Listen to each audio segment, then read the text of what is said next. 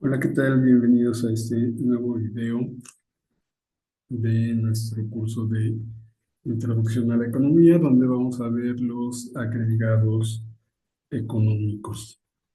Los agregados económicos son herramientas que usamos para entender cómo es que funciona la economía de un país.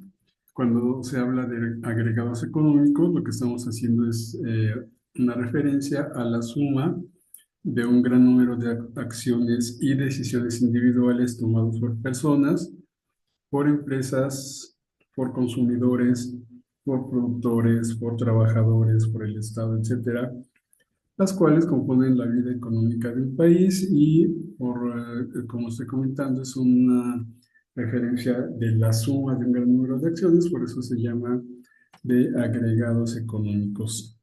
Por ejemplo, la contabilidad nacional, que es como un gran libro de cuentas, realmente como un libro precisamente contable que registra toda la actividad económica de un país, nos ayuda a ver cómo está creciendo la economía y cómo se distribuye la riqueza.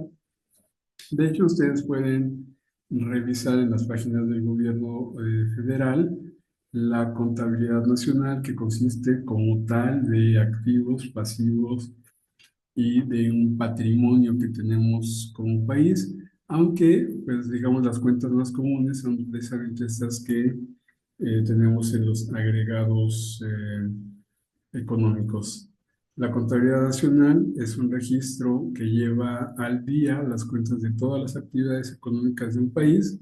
De este modo se puede controlar y medir todo el flujo económico del país entre sus actores económicos, tanto internos o interiores como actores externos o exteriores, dándonos una imagen, una idea de la economía, una fotografía de la economía y su desarrollo en el tiempo. La contabilidad nacional es esencial a la hora de medir la actividad económica de una región, al igual que en cualquier empresa. Como comentaba, se compone de activo, pasivo y capital y se lleva un registro meticuloso de todas las transacciones que se llevan a cabo en un periodo de tiempo, como cualquier contabilidad tradicional que conocemos de las empresas privadas. De esa forma se podrán medir los distintos niveles de renta, es decir, de ingresos, de inversión, de consumo, de las importaciones y las exportaciones, ahorro, etcétera, de un periodo a otro. Y gracias a esta contabilidad nacional se pueden conocer datos como los siguientes, que a su vez irán formando precisamente estos agregados económicos. Por ejemplo, la producción nacional de un país o región, el gasto de las familias, el gasto de las empresas y del gobierno, las importaciones y las exportaciones a través de la balanza, los ingresos de todos los agentes económicos y algunos otros. Específicamente en cuanto al Producto Interno Bruto, que tendría que ver con el punto anterior, el Producto Interno Bruto es la medida que usamos para saber cuánto se produce en un país en un año. Y hay tres maneras principales de calcularlo. Primero, por el gasto, donde suma todos los gastos de consumidores, empresas y gobierno. Por el ingreso, que suma todos los ingresos también de las personas y las empresas. Y por la producción, que suma el valor de todos los bienes y servicios producidos, que es el más común, el más utilizado, el más conocido por todos nosotros.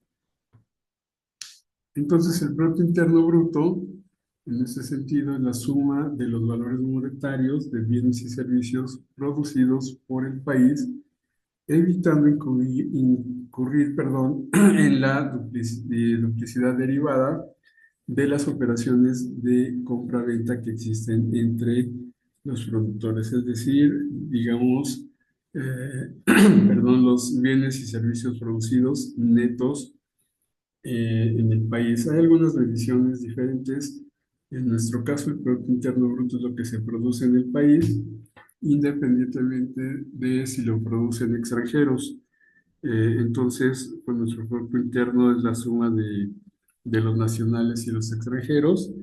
a diferencia de la medición, por ejemplo, de Estados Unidos, donde su Producto Interno Bruto es todo lo que hacen estadounidenses dentro de Estados Unidos y fuera de Estados Unidos.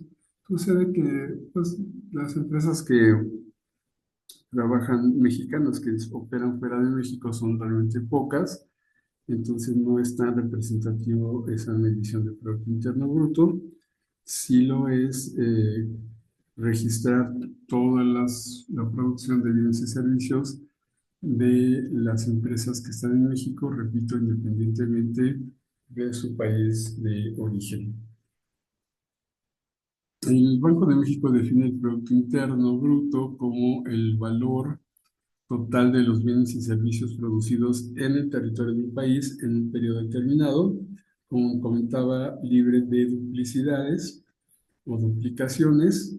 Se puede obtener mediante la diferencia entre el valor bruto de producción de estos bienes y servicios consumidos durante el propio proceso productivo a precios del comprador, es decir, el consumo intermedio.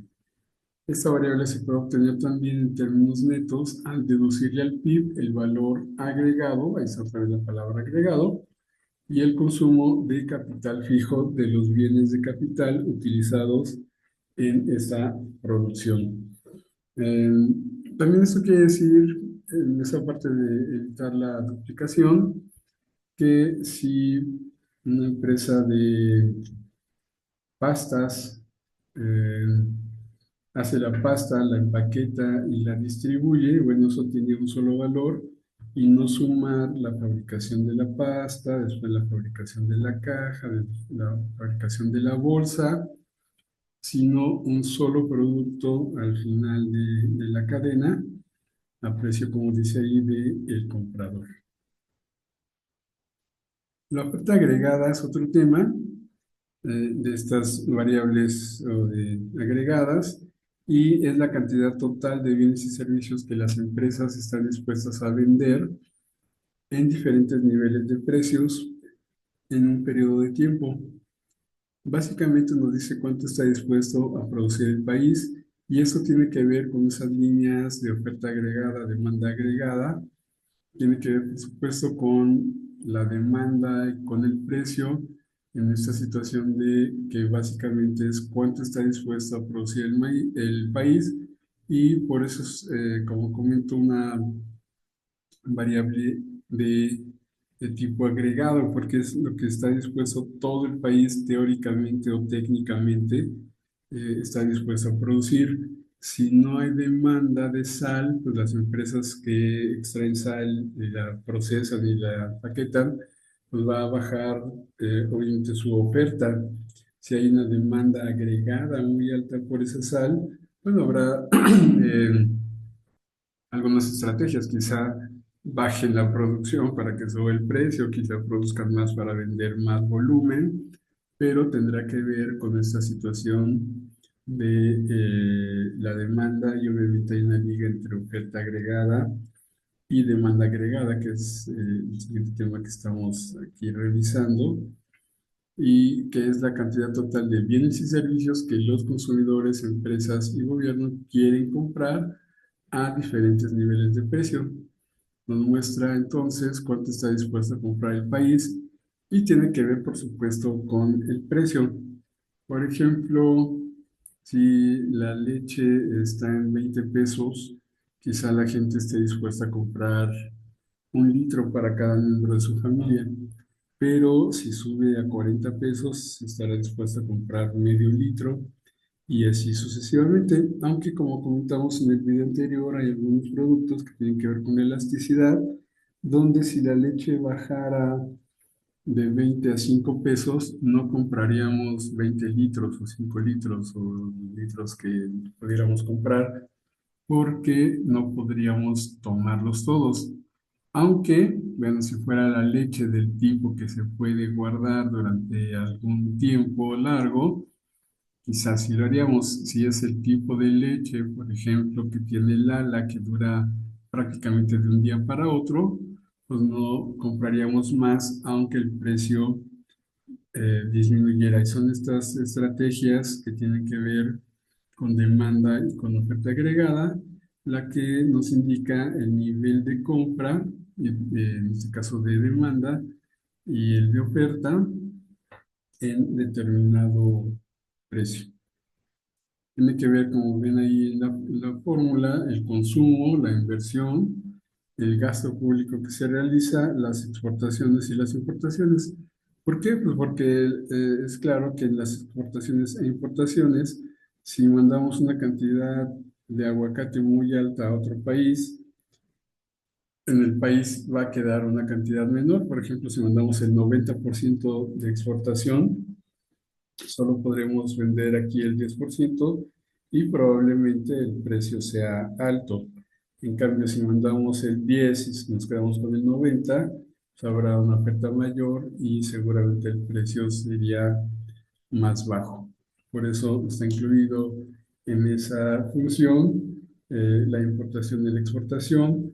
O si el huevo tiene un precio alto en nuestro país, pues se puede mover esa curva de demanda y también de la oferta con la importación de huevo mediante la liberalización de aranceles, por ejemplo, y que entre el huevo más barato y entonces eh, el nivel de compra o demanda sería mayor y después habría algunos ajustes en la oferta que posteriormente veremos o que quizá vean en algunos otros cursos. La balanza de pagos es un registro de todas las transacciones económicas entre un país y el resto del mundo. Incluye importaciones y exportaciones, pero también inversiones y transferencias y algunas otras cuentas de capital. Incluye, por ejemplo, también las remesas, ¿no? Cómo entran las divisas. eh, que nos envían, las que enviamos, o personas que están viviendo en México envíen a otros países, todo lo que tenga que ver con nuestras operaciones entre México y el resto del mundo, componen la balanza de pago. Es, como dice aquí, una cuenta corriente internacional, todo lo que entra y sale en términos de operaciones, transacciones económicas internacionales. La estructura de la balanza de pagos tiene que ver con tres cuentas básicas: la cuenta corriente, la cuenta de capital y la cuenta financiera.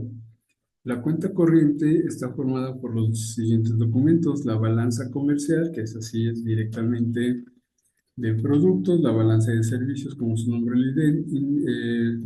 indica; la balanza de rentas o ingresos y de transferencias corrientes. La balanza comercial tiene que ver con la entrada y salida del país de importaciones y exportaciones de bienes, como lo acabo de comentar. Em, la de servicios recoge los servicios que los residentes de un país han realizado en otras y viceversa. Y esto le llamaremos importaciones y exportaciones de servicio. Incluso tienen que ver con propiedad intelectual y algunos otros temas relacionados con productos no físicos. Fundamentalmente se trata de servicios también de turismo, de viajes, de transportes, de comunicaciones, como decía, de cosas intangibles, seguros, servicios financieros, informáticos, incluso comentaba culturales, recreativos, entre otros servicios o productos, por llamarlos así, que no son tangibles. La balanza de rentas recoge la remuneración que un país hace a los factores productivos, básicamente trabajo y capital, que participan en sus procesos de producción, pero que no residen en el país, mientras que la balanza de transferencias registra o recoge aquellas operaciones que realiza un país con el exterior, con los demás países, sin que haya una contraprestación a cambio. Se trata de transferencias de bienes o dinero que se realizan a títulos gratuitos y que no son tan comunes y tendría que ver, por ejemplo, con situaciones donde hemos tenido terremotos. Algunas personas quedan afectadas económicamente o con casas, que sus casas derrumba, etcétera, y recibimos ayuda del extranjero en términos de de dinero en términos de bienes y por ellos no hay que dar ninguna contraprestación. Son a título gratuito, pero como comento, no son realmente muy comunes. Son este tipo de transferencias a organizaciones no gubernamentales, Cruz Roja, etcétera. La segunda cuenta es la cuenta de capital, que incluye las dos partidas siguientes: la de transferencias de capital, que son como las corrientes, operaciones en el exterior hechas a título gratuito, es decir, sin que medie contraprestación, lo que dé, en este caso, de bienes que vienen del extranjero y que son estas transferencias, y las adquisiciones y disposiciones de activos inmateriales no producidos, como comentaba, activos intangibles como patentes, derechos de autor, marcas registradas, etcétera. También son parte de la balanza de pagos a través de la cuenta de capital. Y tercero, la cuenta financiera, donde se contabilizan variaciones de activos y pasivos financieros del país debidas a operaciones de compraventa de títulos de distinta índole, básicamente financieros, como son acciones, obligaciones, inmuebles, préstamos, y a la entrada o salida de reservas, que son monedas internacionales, solamente reservas. Aquí se considera la adquisición y enajenación de títulos y no sus rendimientos, que se apuntan estos rendimientos en la balanza de rentas, es decir, de ingresos. La cuenta financiera incluye las partidas siguientes: inversiones directas, inversiones de cartera, es decir, las que entran a bolsa, derivados financieros y otras inversiones. Hay una cuenta que se llama de errores y omisiones, que no es en realidad una rúbrica perteneciente por naturaleza a la cuenta financiera, simplemente constituye una partida de ajuste para las operaciones no registradas, de forma que al final la balanza de pagos siempre esté cuadrada. Si ustedes entran también a la balanza de pagos de México, esta cuenta existe. Si entran a la de algún otro país también, pero aquí la reflexión es que son cantidades realmente pequeñas, que pues, se llevan a cabo para que se establecen para ajustar precisamente la balanza y que no deben de ser significativas. Si esto es por alguna entrada que no se registra o alguna salida que al final está llevado a esta cuenta de errores y omisiones. Terminando el tema de la balanza de pagos, de hecho, ustedes también pueden consultar en la página del Fondo Monetario Internacional un manual, que si mal no recuerdo, el último es de 2019, 2021, no recuerdo exactamente, eh, donde se indica la forma en que se debe presentar esta balanza a nivel internacional para que sea comparable y entendible por todos los usuarios de estos datos. Es decir, que los países o cada país no puede hacer su balanza como Dios le da a entender, sino se tiene que ajustar a este modelo del Fondo Monetario Internacional.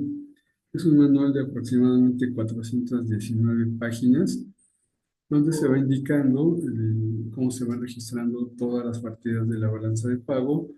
Repito, con la idea de que se unifique el procedimiento a nivel internacional y cualquier país pueda entender la balanza de su socio comercial o de sus socios comerciales. Otro tema de estas variables agregadas es la inflación y el empleo, donde la inflación es el aumento generalizado de los bienes y servicios. Cuando hay inflación, como ya lo saben, el dinero pierde valor porque compramos menos cosas con la misma cantidad de dinero. Y por tanto, uno de los objetivos principales, de los objetivos o de los objetivos principales de los gobiernos a nivel mundial es tener una inflación controlada. Si entran a la página de Banco de México, lo primero que aparecerá es que el objetivo primordial de Banco de México es mantener una inflación baja y controlada, porque es muy importante para una sociedad, para una economía, que la inflación sea baja, porque si es alta, realmente es muy complicado operar, se pierde mucho tiempo y esfuerzo en tratar de bajar esa inflación. Tenemos muchos casos en la historia: Argentina, Venezuela, México, y entonces la idea es tener un control estricto de la misma para que la economía fluya de mejor manera. Y el empleo, que es la cantidad de personas que tienen trabajo, un buen nivel de empleo es importante también, por supuesto, para que la economía funcione en forma adecuada y para que haya esta situación llamada de pleno empleo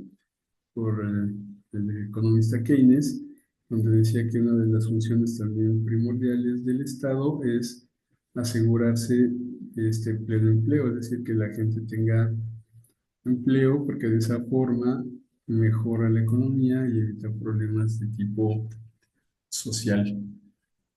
Otra variable son los ciclos económicos, y los ciclos económicos son las fluctuaciones naturales en la actividad económica de un país. Claro que al ser ciclos y al ser algunos ciclos negativos, buscamos como busca los gobiernos de los países que los ciclos negativos sean muy cortos y que los ciclos, por ejemplo, expansivos también sean mucho más largos. Estos ciclos consisten en periodos de crecimiento, cuando la economía está en auge, como comentaba, pues se buscaría que fueran lo más prolongados posibles, y de contracción, cuando la economía se desacelera. Y en este caso, pues también buscaría los gobiernos de los países que el ciclo de contracción fuera lo más corto posible, aunque es normal que las economías pasen por estos altibajos. Estos ciclos son variaciones básicamente en el ritmo de crecimiento del PIB que se producen de manera repetitiva en el tiempo. Si dura un largo periodo, se observa la evolución del ritmo del crecimiento del PIB y se puede observar cómo va describiendo ondas con cierta regularidad. Cada onda corresponde a un ciclo económico. Las tenemos aquí marcadas: cuando es auge hay un crecimiento, después las economías se estancan un poco, viene la recesión y viene la recuperación. Entonces decía que entre más largo es el auge, mejor. El estancamiento, pues quizá que sea más corto, aunque por lo menos mantiene, digamos, el nivel del auge. Que las recesiones sean muy cortas y que la recuperación sea muy rápida. Eso sería lo ideal. No siempre es así. A veces las recesiones son muy profundas, muy largas, y las recuperaciones también, pero, insisto, se busca que sea lo contrario. El crecimiento económico se ha definido en términos generales como el incremento en las variables económicas fundamentales. Se puede medir por el PIB, como comentaba, por la inversión acumulada, por el empleo o algunos otros indicadores. Sin embargo, el hecho de que una economía crezca puede no significar mucho o nada para la mayoría de su población. Por ejemplo, crecimientos sostenidos en Estados Unidos, en América, en Europa, durante la crisis de 2007 significó un gran enriquecimiento de las empresas, pero un deterioro permanente del nivel de vida para la mayoría de la población. Por eso tiene que ir ligado a ese pleno empleo, al crecimiento de la renta o del ingreso, para que tenga un efecto positivo. En cuanto a los ciclos económicos, también debemos comentar que el crecimiento tiene un efecto sobre el medio ambiente, no solamente por la depredación de los recursos naturales y la contaminación, que elevan los precios y afectan la salud, sino también por el efecto de largo plazo sobre el hábitat, que provoca cambios difícilmente reversibles y pues casi siempre perversos, ¿no? Está ligada una cosa con la otra. No vamos a debatir cuál es buena o mala, pero Pues sí, históricamente el crecimiento de la economía, el crecimiento incluso de la tecnología, ha tenido efectos negativos sobre el medio ambiente. Un tema muy importante es el papel de la banca central. La banca central es la institución de cada país que maneja la política monetaria de ese país y su trabajo, como comentaba, consiste en controlar, uno, la cantidad de dinero, pero también mantener la estabilidad económica a través de una inflación baja. ¿Y por qué una inflación baja? Pues porque no puede haber estabilidad económica con inflaciones altas simplemente. Entonces, repito, Banco de México, su principal objetivo es mantener esa inflación o la inflación baja que indirectamente nos dará una estabilidad económica o una mayor facilidad para encontrar la estabilidad económica. Un banco central también es una institución que gestiona la moneda del país o de un grupo de países, en el caso del Banco Central Europeo, y controla esa oferta monetaria, es decir, qué dinero debe de estar en circulación. El objetivo principal de muchos bancos, como comento, es la estabilidad de precios, es decir, una inflación baja nuevamente. En algunos países los bancos centrales también tienen la obligación legal de apoyar el pleno empleo. Por ejemplo, el Banco Central de Estados Unidos, que es la Fed, dentro de sus funciones claramente dice que tiene que ayudar al desarrollo del pleno empleo. La política monetaria de estos bancos centrales la podemos definir como el conjunto de acciones gubernamentales que se realizan en el mercado de dinero a través de la banca central, eso lo dice Schettino, o la fijación de la oferta monetaria por parte de las autoridades monetarias, que es el Banco Central, y esto lo dice Mankiw sobre la banca central. Para Parkin y Esquivel la definen esta banca central como las acciones que realizan las autoridades monetarias de un país en términos de la cantidad de dinero en circulación, de las tasas de interés para lograr objetivos macroeconómicos. No es mucho nuestro tema, pero pues hay países como Venezuela que han tenido inflaciones muy altas porque pues, los bancos centrales o Argentina se han dedicado a emitir dinero y esa emisión de dinero que se pone a circular genera las inflaciones que han tenido en los últimos años que han sido muy, muy altas. Si analizamos las definiciones anteriores, todas manejan que una máxima autoridad monetaria, en nuestro caso es Banxico, establece los diferentes parámetros que se deben seguir por la oferta monetaria y su influencia en la tasa de interés para estabilizar la economía de un país. El objetivo fundamental de esta política es que la economía de un país logre un nivel de producción interna sin inflación. De hecho, no sin inflación, con una inflación muy baja. No tener inflación desmotiva a los productores a seguir produciendo porque pues ven que el precio siempre se mantiene, aunque técnicamente también los costos, pero ellos al ver que no hay un crecimiento de sus precios, pues generalmente cierran. Eso está establecido en algunos países que no tienen inflación o que incluso tienen deflación. Por lo tanto, los objetivos es un crecimiento con una inflación baja y que se pueda controlar. El Banco Central o los bancos centrales utilizan tres instrumentos para alcanzar el objetivo planteado. Tales instrumentos son el coeficiente de reservas legales o encaje legal, que se refiere al porcentaje de depósito de obligaciones exigidos a los bancos comerciales como reservas. Esto es muy sencillo. Esto quiere decir que por cada 100 pesos que se depositan en un banco, por ejemplo, el Banco Central les indica cuánto deben de guardar.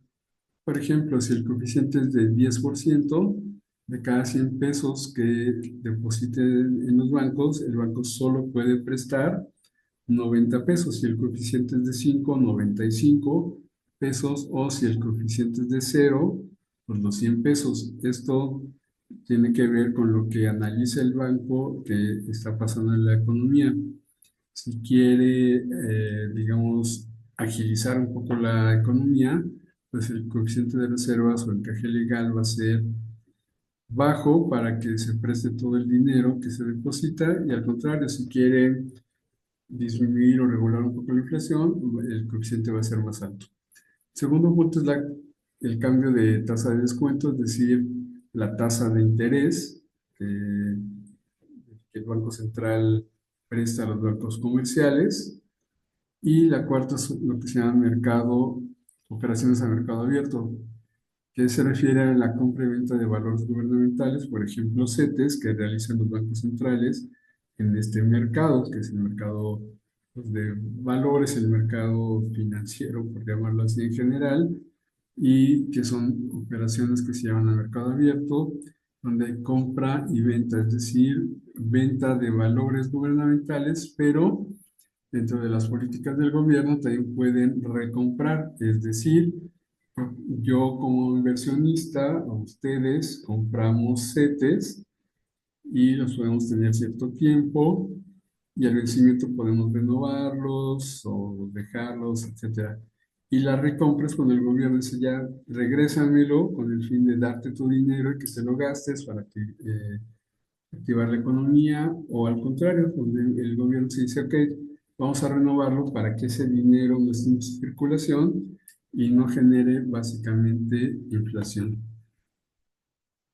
Los agregados monetarios son medidas que muestran la cantidad de dinero que está circulando en la economía, incluye desde el M1 hasta el M4, donde se va agregando en cada M, digamos, un concepto de cuasi liquidez, por decirlo así, del dinero. Por ejemplo, el M1 es directo, es el dinero en efectivo y depósitos a la vista. Esto es el dinero mm, inmediato, es el que traigo en la bolsa y el que está en mi tarjeta o en una inversión que tengo a la vista, que puedo disponer de ella mañana. Prácticamente es dinero, aunque el dinero es líquido, permítanme la expresión, pero es dinero líquido, es lo que está ahí.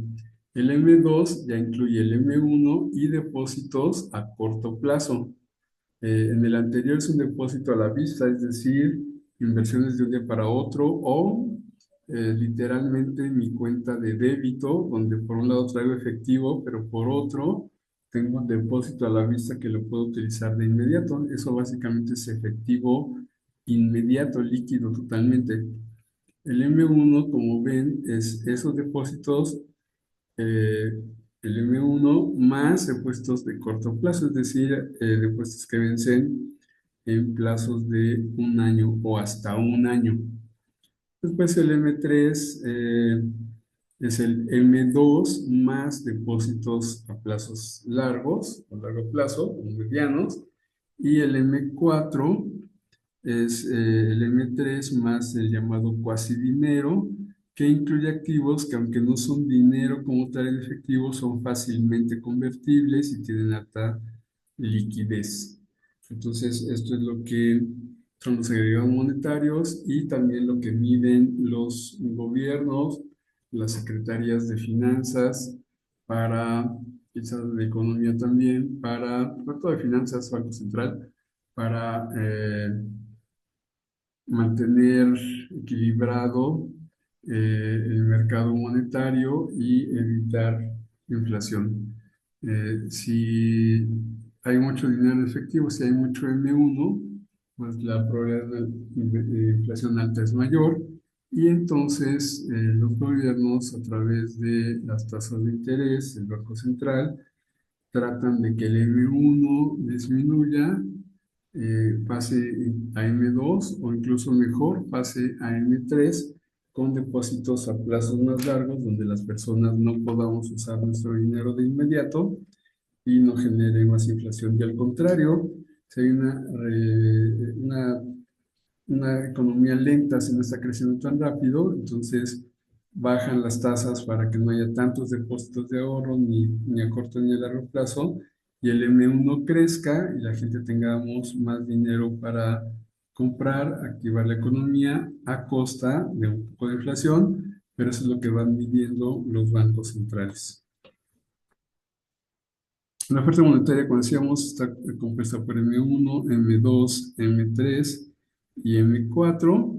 Y de los agregados monetarios que van de M1 a M4 es indispensable concentrar la atención básicamente en el M1, ¿no? Por la lógica que estoy comentando de que básicamente es el dinero líquido, es lo que está ahí de inmediato y que puede crecer eh, y tener una situación o positiva o negativa. Entonces, el M1 mide la velocidad de circulación. Si es muy alta, repito, hay un riesgo de inflación. Si es muy baja, hay un riesgo de recesión, de que la economía no crezca. Y el Banco Central, pues lo que hace es mediar o buscar que haya crecimiento sin una inflación tan alta. Finalmente, las funciones de la banca central tienen que ver, como he venido comentando, y algunos puntos adicionales, con controlar la inflación, que es el objetivo principal, insisto, de Banco de México y de muchos otros bancos, regular a los bancos, quizá con actividades secundarias. La principal es la inflación. Gestionar la moneda también como una operación, si bien diría yo secundaria, pero también lógica de surtir a la economía del dinero necesario para que opere en forma regular y también muy importante relacionado con la inflación, ajustar las tasas para influir en la economía. También las funciones centrales tendrían que ver con el custodio y administración de las reservas de un país, con la política monetaria, como ya comento, ser el banco de los bancos. El Banco de México es el banco de los bancos mexicanos. Es un proveedor de dinero, de curso legal también. Es supervisor del sistema financiero, como veíamos aquí, regular a los bancos. Y es la autoridad monetaria del país. Básicamente con eso terminamos este video de nuestro tema y les agradezco mucho su atención y seguimos con las siguientes sesiones. Hasta pronto.